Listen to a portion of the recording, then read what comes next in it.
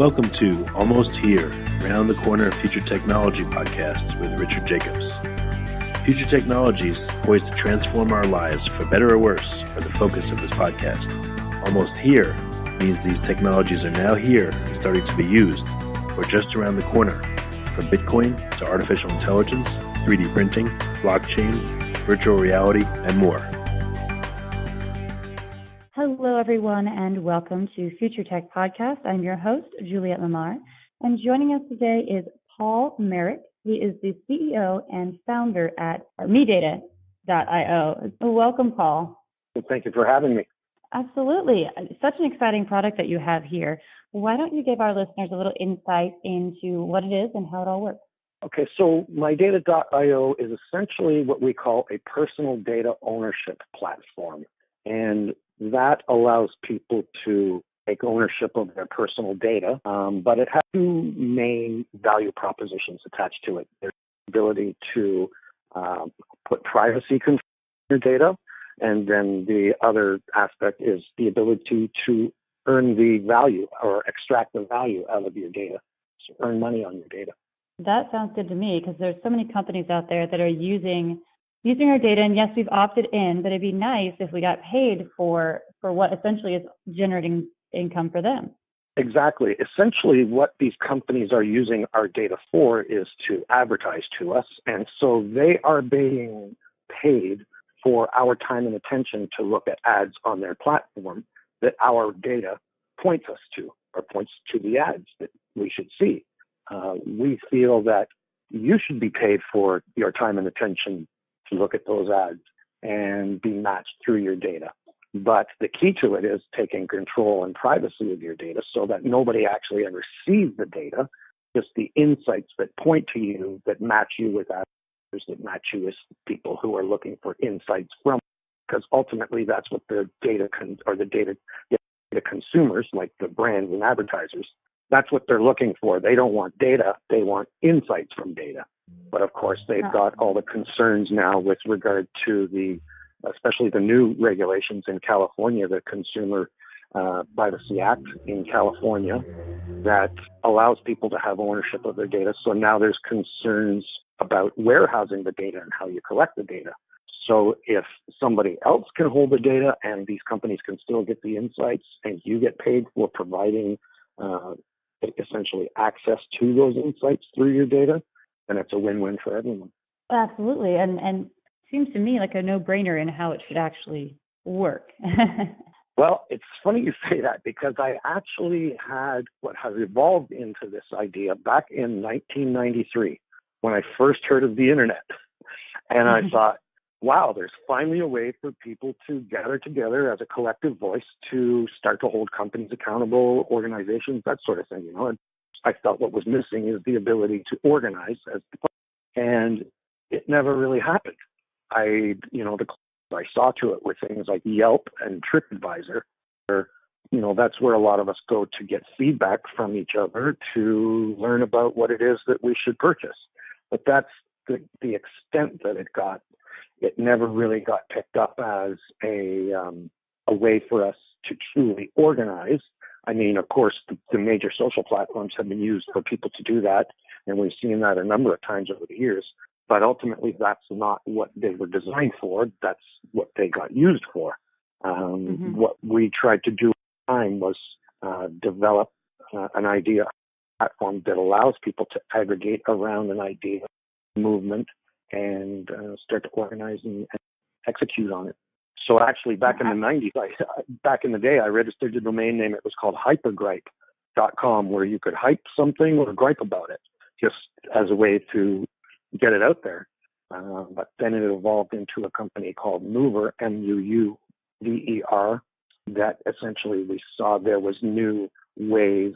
And this is after the social media companies came into play, like Twitter and Facebook, where people started to organize, and we saw that the hashtag was a great way for people to start to organize around an idea, but we wanted to give people more organizational power or more say than just a hashtag. So we created what's called a super tag, which is essentially a hashtag with up to 3 pluses or minuses after it.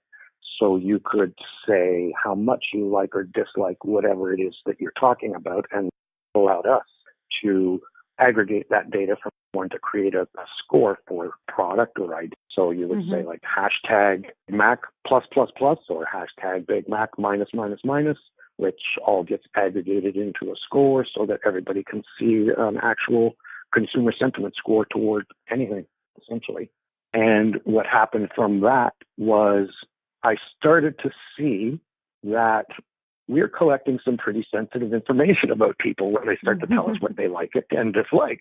That essentially, and I started to actually write a patent about this, when you collect somebody's likes and dislikes, it allows you to extract what's called their interest graph. So you can see their basic and general interests around their likes and dislikes. But from that, you can also extrapolate a taste graph. So where my interests might be pickup trucks and Italian food, my specific tastes are black Ford F-150s and veal parmesan with extra cheese.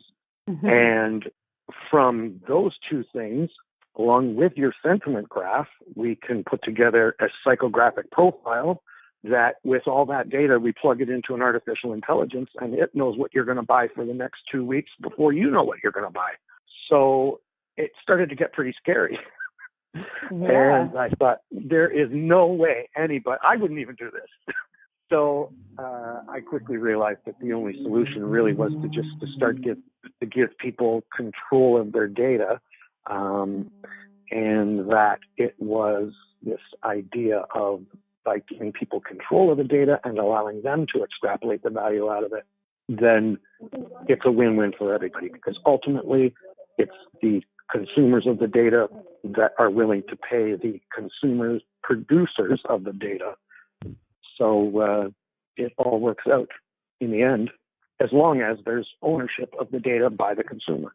And by some crazy parallel universe that we jumped into just over the new year, everything started to new technologies started to come out like blockchain that allowed this to be a lot more trustworthy.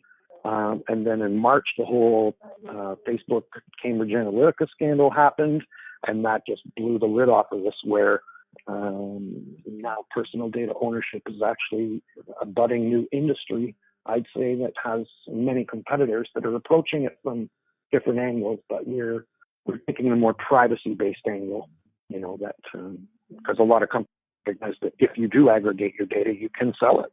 But we feel, and we actually just wrote a blog on this about actually sell the data. That's great, but it's not worth as much as it is as the insights from it are. And you essentially negate your privacy by spreading the data around everywhere. So you negate your privacy and you dilute the value from literally selling the data. So we say sell the insights, not the data. It's our approach to it anyway. No, that makes sense. And I love how you have, the consumer in mind here, because, we want to be marketed to for specific things. I don't want just ads and anything, but at the same time, it just gets creepy really quickly when you get too pinpointed. Right. And that's sort of how the system works right now. So everybody knows that they're being tracked through the social platforms that they're on, the websites that they visit, that stuff. In fact, we were at a Deloitte event recently, Deloitte predictions, TMT predictions for 2018, and they coined adlergic, that people are literally getting advertising to the point where they are doing everything they can to avoid advertising, from using ads to, whole new industries have come out of this, like Netflix and Spotify and companies like that are essentially ad-free platforms, membership-based ad-free platforms that people are willing to pay for just to avoid ads, Yep. So the problem has been is that it's been this whole hide-and-seek game between consumers and advertisers, where consumers are doing everything they can to hide from the advertiser, and the advertiser are using all kinds of technology like tracking technology, retargeting. You wouldn't believe how they actually do share our data amongst all the companies. That's how they know so much about us.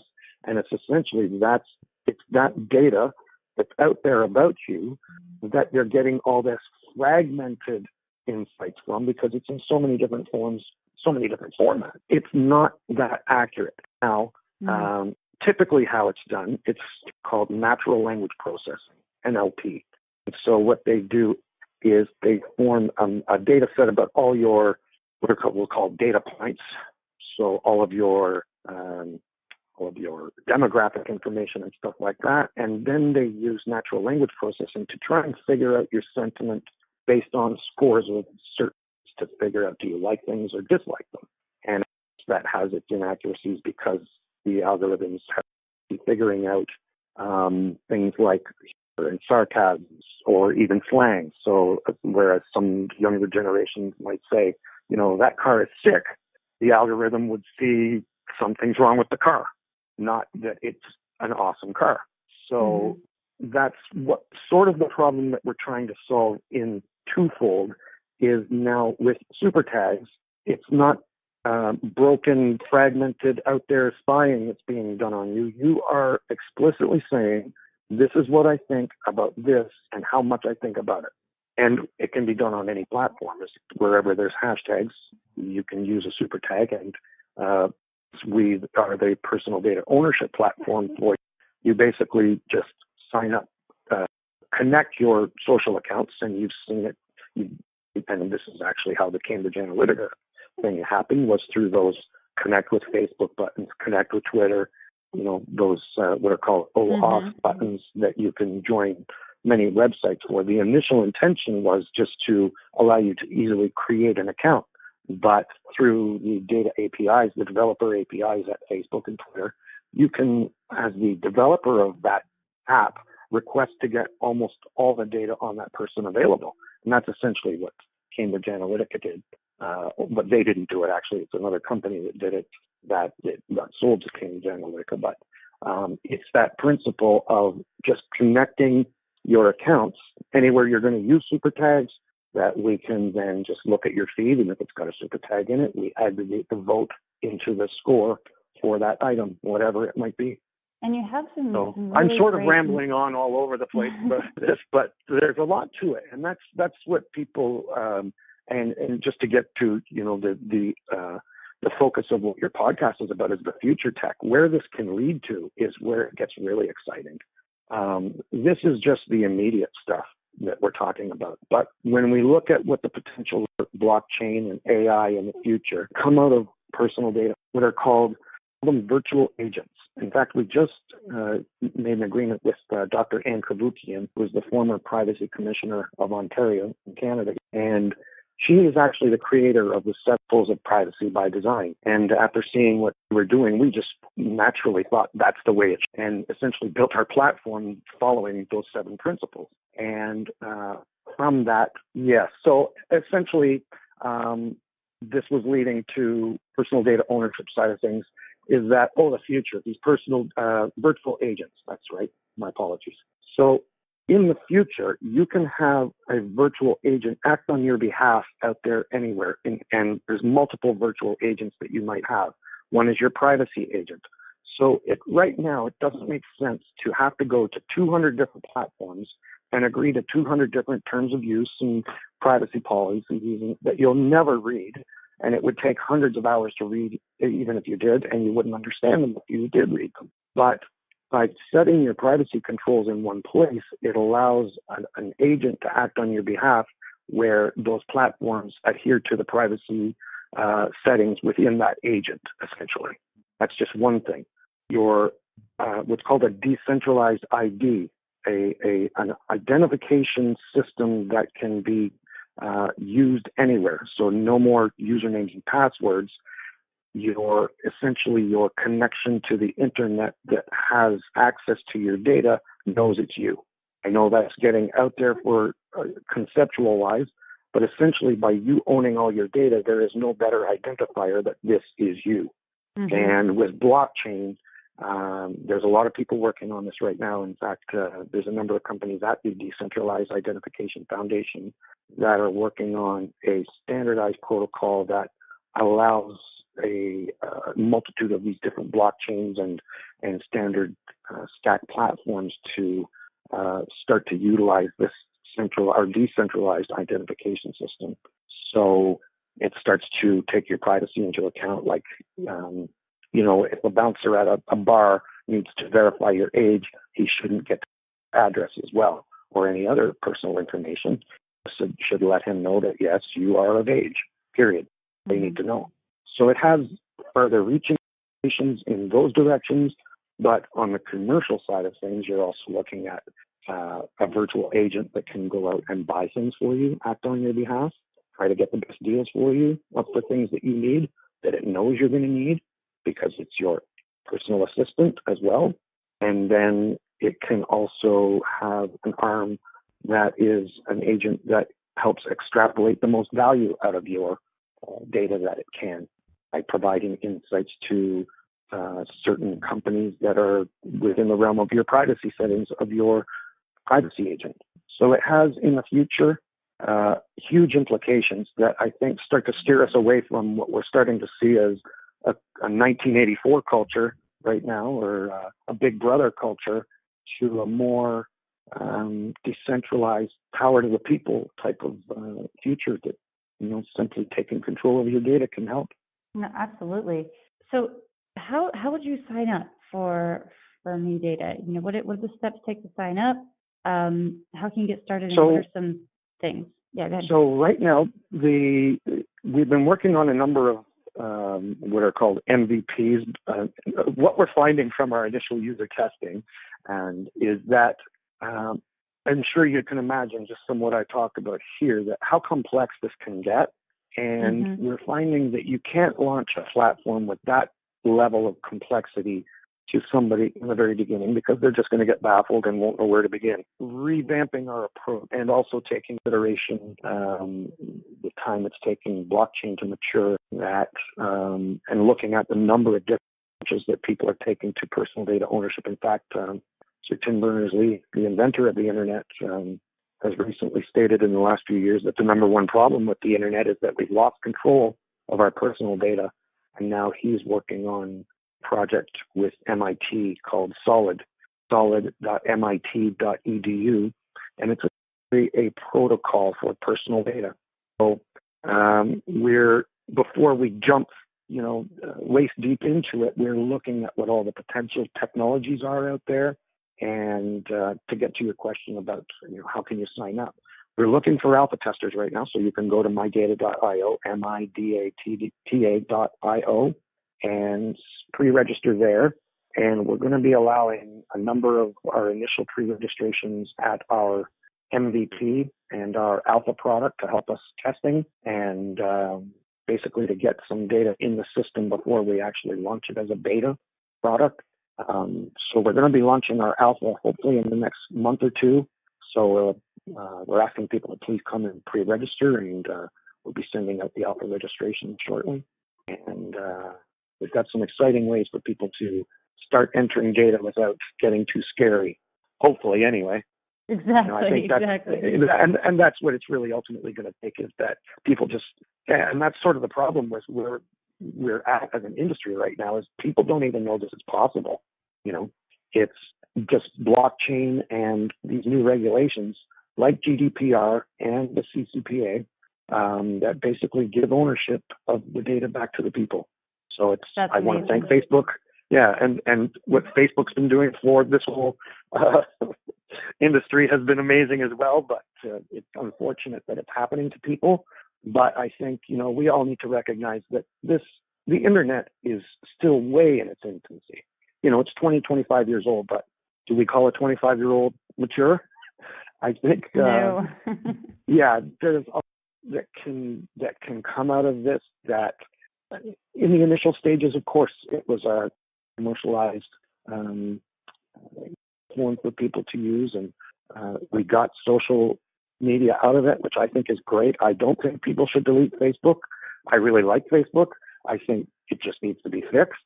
And I think, that's a dilemma that a lot of people have, that they don't want to be spied on and have their data abused or profiteered from because they see the value in platforms like Facebook and Twitter, Instagram, that sort of thing. And I think it's with these new regulations in the short time, we're going to see people starting to realize that they can take control of their data and create a future that right now we can't even imagine. Absolutely. Well, Paul, thank you so much for joining us here today on Future Tech Podcast and giving us a wonderful insight into what is happening with our data, but also a really wonderful solution to this problem.